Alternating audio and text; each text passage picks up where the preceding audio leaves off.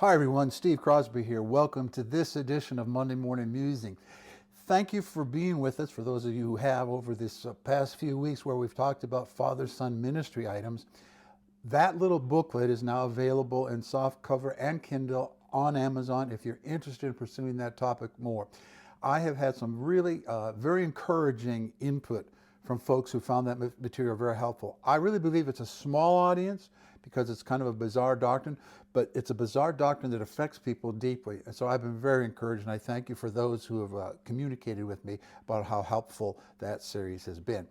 Today, I just want to give you a little nugget about something that is so common in that we lose the significance of it. And that's the little issue of amen or amen, depending on what part of the world you're from or what culture you're from. Now, if you come from a Pentecostal or charismatic background, it's pretty normal to get a crowd engaged and have them shout amen or back at you. Yes, all that. I kind of enjoy some of that crowd interaction stuff. So I'm a hybrid sort of guy. I don't mind it at all. I like that kind of thing, but it can be manipulative. And if you come from a more traditional background, it's something you say at the end of a prayer, something you say at the end of a blessing over a meal. It's something you say at the end of your liturgy or at the end of a reading. And we have lost the original Jewish idea behind that word. And let alone where Jesus says, like in King James, verily, verily, it's literally amen, amen. So just two thoughts about the amen. Amen in our world means, man, I agree with it. I agree with what you're preaching, preacher. Go for it. I agree. We're given our agreement. Well, that is true, but incomplete. Here's what it meant to say amen. It meant this. We have heard what has been said, and we intend to act on what we've heard. See, amen is more than an emotional state of ecstasy over some abstract truth. And amen is not just something that we say, well, we agree with that. The issue is, it was like an oath, a promissory oath, that in fidelity towards God, we will act on what we've heard. Now, if you come from a hyper grace or a very strong Reformation background, see, that makes you very nervous because the aroma of works righteousness is lurking in the background. It's got nothing to do with works righteousness. It's got to do with living honorably. It's got to do with the idea that it is not enough to hear it.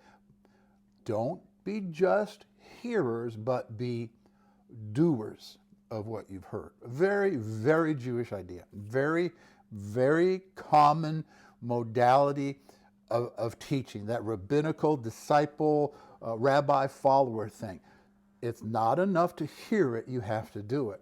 So I don't know about you, that little nugget alone has made me a little bit slower to get all excited about an amen.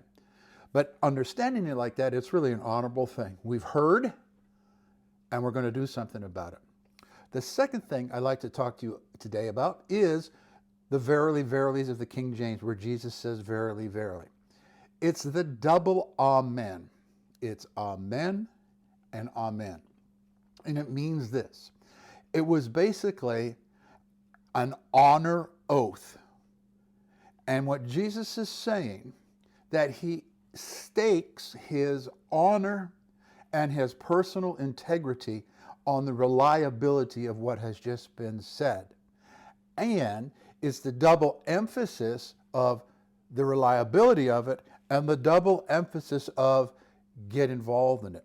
Now, for me, when I first discovered this and I went through and looked at all those passages where King James says verily, verily, some of the other translations say amen and amen, it was a penetrating and a provoking study that those statements, the Lord put his personal honor on the line.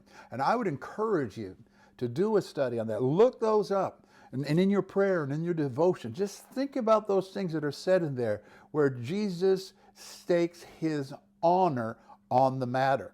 And not just his honor, but the weight of an oath, like in a courtroom where you swear to tell the truth. So it was a very well-known Hebraic Semitism. It was a double oath. And I am backing up this statement with my honor. It's not about, this is metaphysically true, because that's kind of the way we are in terms of Westerners, Greeks, Gentiles. We agree with a concept.